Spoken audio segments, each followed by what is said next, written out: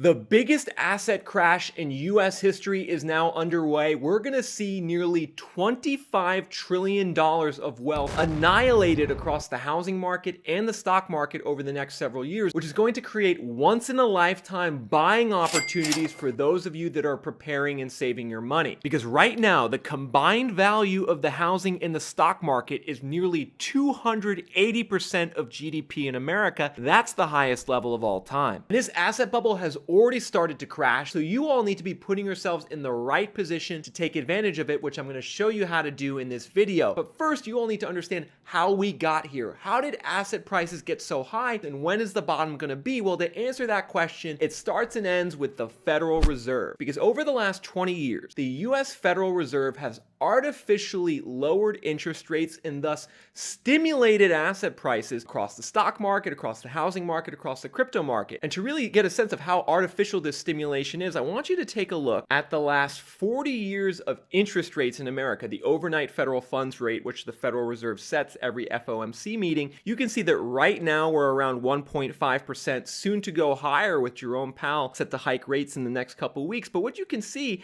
is that over the last 40 years, we've been on a consistent downward trend in interest rates. And in fact, over the last 20 years especially, the average short-term interest rate in America has only been about 1%, meaning that there's been a very low incentive in the last 20 years for people to save their money. Because if you put your money in a savings account or a money market fund or you buy a bond, those interest rates you're getting have been very low due to the Federal Reserve suppressing them. The side effect to that is that over the last 20 years, people have become a lot more speculative and risky with their savings. They're buying real estate, they're buying houses, they're buying investment properties, or they're buying tech stocks. And as a result, they're pushing the value of those assets up above the level of fundamentals. And you can see that very clearly if we go back to the interest rate line here in yellow, and then we add the asset to GDP ratio line on top of it. You can see basically as soon as interest rates started going down in the early 90s, asset values started going up faster than income and GDP growth. But then it was really in 2001 when Greenspan lowered interest rates to 1% that asset values started to boom in the last housing bubble, and then they crashed when the Fed increased interest rates again. Then the Fed lowered interest rates almost to 0% for basically 15 years, and now asset values have surged again. And so folks, what you gotta understand if you want to make money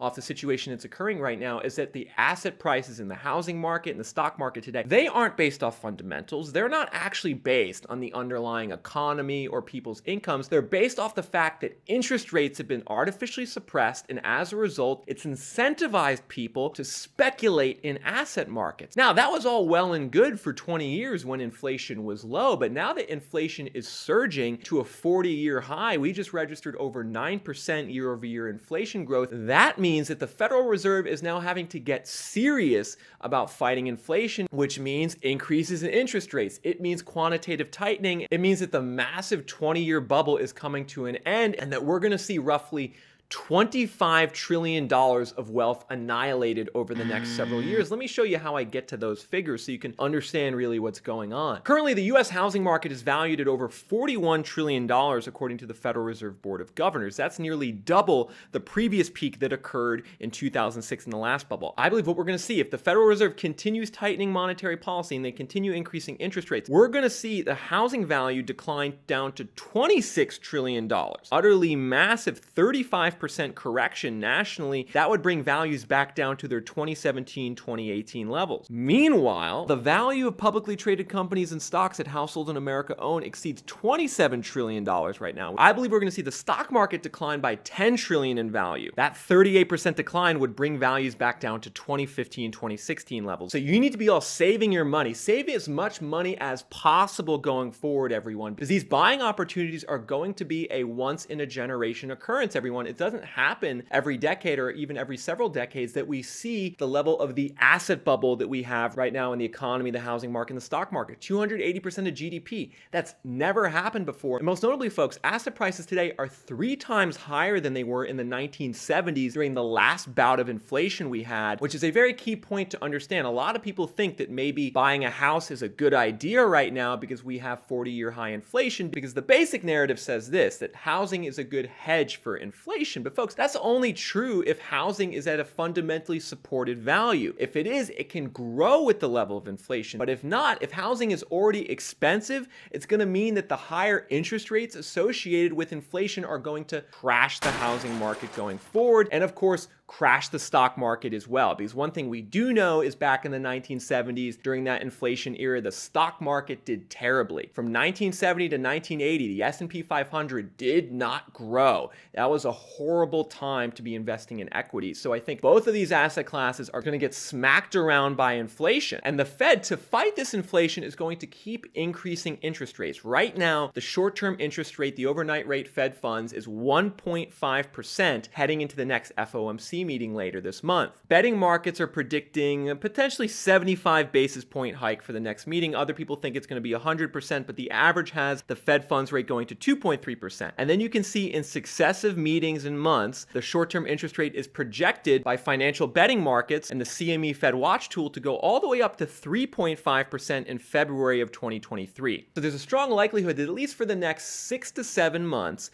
the Federal Reserve is going to continue on this path of inflation fighting, which means higher interest rates, quantitative tightening, and an asset price crash. But now I want you to pay close attention to this graph on the prediction of interest rates. You can see that after February, the CME Fed Watch Tool, the financial betting markets, are predicting that short-term interest rates are then going to decline going into July of next year, down to 3.2%. So this is very interesting. It says that the financial betting markets are saying, okay, the Fed's going to tighten monetary policy for the next 6-7 months or so, but then they're going to have to take their foot off the gas and potentially start to incrementally lower interest rates. Now, why would that be? I think the reason that the betting markets are predicting this is because they know a recession is in the cards, it's going to come, or it's already here. So at a certain point, the recession is potentially going to get bad enough, the unemployment rate's going to go up enough, the Federal Reserve might have to reverse course in early 2023, which means they're going to stop raising interest rates first and then start to lower interest rates to combat the recession. And if that were to happen, if the Fed were to all of a sudden start cutting interest rates, that could push asset prices back up. So very important, you guys, pay attention to the future betting markets on interest rates because they're giving you a clue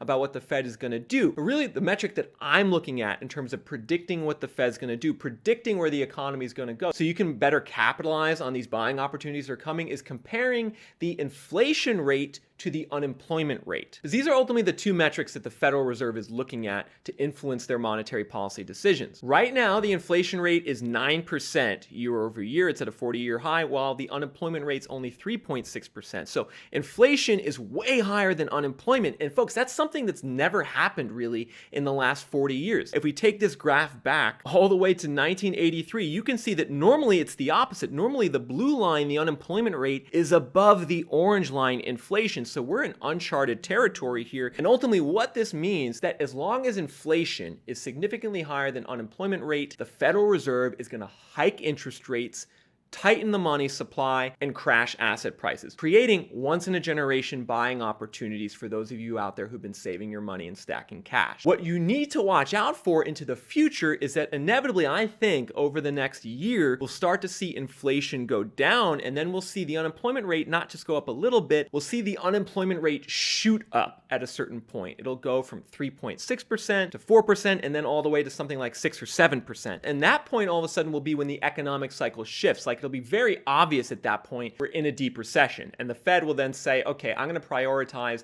economic expansion over inflation fighting. And then all of a sudden, maybe their monetary policy becomes more accommodative. But one thing to notice about the betting market prediction in interest rates declines is that it's a moderate one occurring through the summer of 2023, only a kind of a 25 basis point cut or maybe a 50 basis point cut. They're not predicting that the Fed all of a sudden is going to push interest rates back to 0 or 1%. They're predicting a moderate easing of monetary policy, which is going to mean that asset prices are really going to suffer throughout 2023, right? Because we're still going to have somewhat restrictive monetary policy in terms of where the interest rate is, but at the same time, we're going to have a recession. The unemployment rate's going to be surging. The demand for things like homes, the demand for things like stock, the earnings of companies on the stock market are all going to be going down in an environment where interest rates are elevated from where they've been over the last 20 years. And that's what's got to leave a lot of you licking your chops out there if you're someone who wants a buying opportunity. Because again, everyone, I want to go back to this graph comparing the asset bubble to the interest rates. If we get the Fed funds rate up to 3.5%, that would be the highest level it's been at in 15 years. And quite frankly, the asset markets, the housing market, the stock market are not going to be able to handle that. But now the question that I'm sure is on a lot of your minds is, okay, Nick, when are we going to see this asset crash really play out, right? Like we're seeing the beginnings of it right now in the stock market and the housing market, but when is this going to really get severe? When is it going to get bad? Well, folks, that's going to coincide